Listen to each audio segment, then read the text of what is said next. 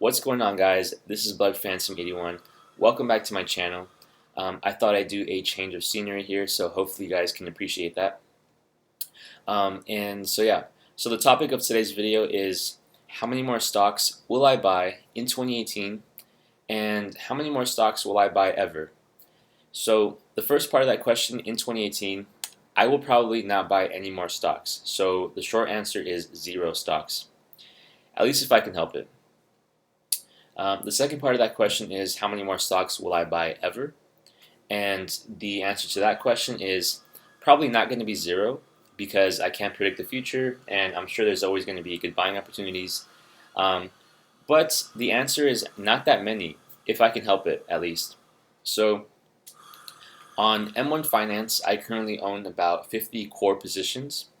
On Robinhood, I probably buy and sell the same 3 or 4 ETFs. And I'll talk about why I do that in a second. But the goal of me, or my goal as an investor or a trader, is to always beat the market. And not just beat the market, but destroy the market. So if the market does, let's say 12% one year, let's say it's a really good year, and my account does 14%, then I wouldn't feel happy about that. I wouldn't feel happy about beating the market by 2%. If the market does 12%, I want to have 24% gains or 36% gains. Like, I want to really destroy the market. And it becomes a little difficult to do that if I have, let's say, 100 companies or 150 companies or even something like 75 companies. So on Robinhood, for instance, the 3 or 4 ETFs that I buy, I know them pretty well. And I know how they move, and I pretty much buy and sell them when I think there's good buying opportunities or selling opportunities. So I feel comfortable with those stocks. And on M1 Finance, if I were to add another company to my portfolio, it'd have to be a pretty big deal for me to do that. The last 2 companies that I bought were Kimberly-Clark and Caterpillar, and I bought them for pretty good reasons, and they're currently on my portfolio. So there's companies that I feel good about investing, and that has to mean something, because the more companies that you own, the more your portfolio will mirror an index fund, like the S&P 500. And this is obviously depending on the companies you own. If you're owning mostly, biotech penny stocks, then this probably wouldn't apply to you. But that's just my philosophy. And I also want to highlight that this is just my philosophy. This isn't a knock on anyone that owns a lot of companies. If you buy and sell more than 3 or 4 companies on Robinhood, that's probably a really popular idea. Like, what I'm saying isn't the norm, and I fully understand that. So that's why this video is called How Many More Stocks I'm Buying, not how many more stocks you should buy. And so, and the other thing is, I could obviously be wrong about my strategy. Like, let's say the 3 or 4 stocks that I buy and sell, let's say they all take a 20% dive. Then my whole strategy is screwed up. That's a failure on my part if that were to happen.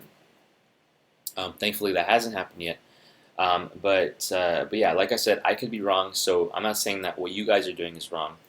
But I will say this, I'm not exactly crazy about the idea of diversification. Diversification, in my opinion, is, yes, it's very safe, but it's not optimal if you really want to increase your gains as much as possible. I don't fully believe in having to buy one stock in at least each sector. I think that's kind of bogus, and I think diversification is for those that currently don't have a complete handle on how the stock market kind of operates. And it's one of those things that people preach without really taking the time to think about whether it's the right thing to do. And there's always going to be things like that. These sayings, buy and hold forever, buy low, sell high.